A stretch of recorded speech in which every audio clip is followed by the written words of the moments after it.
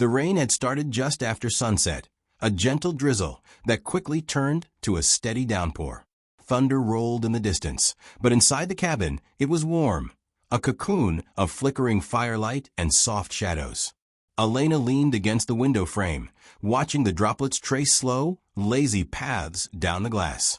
She liked the way the storm quieted the world, muting everything except the present. Behind her, the fire cracked softly, and the scent of pinewood hung in the air, comforting and familiar.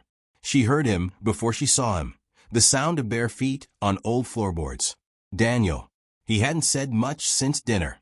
There was something in the air between them tonight, not tension exactly, but anticipation, like a song waiting for its first note. "You always go quiet when it rains," she said softly, without turning around.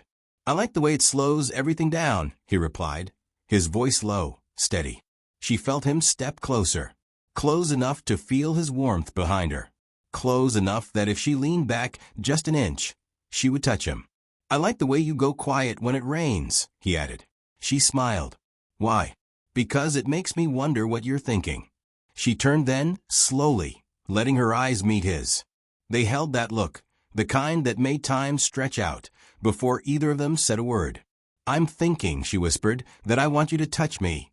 His breath caught just a little, but his hands were gentle as he reached out, fingertips brushing her arms, her waist, her hips, reverent, like he was learning her all over again.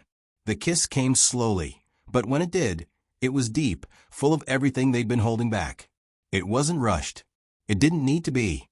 They had the whole night, and the storm outside gave them the perfect excuse to forget the rest of the world. She guided him to the couch by the fire, pulling him down with her. The heat between them was different than the one crackling in the hearth. It was softer, more deliberate, the kind that didn't come from hunger, but from knowing, from wanting someone not just with your body, but with your heart. His hands moved under the hem of her shirt, exploring slowly, worshipfully. Her breath hitched, eyes fluttering closed. Every touch felt like a promise, every kiss a memory being made.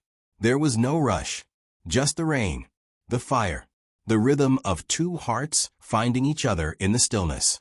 And when it was over, when their bodies tangled in the hush of the storm and they lay wrapped in each other's arms, she smiled against his chest. "I like the rain," she murmured. He kissed her forehead. "I like you in the rain."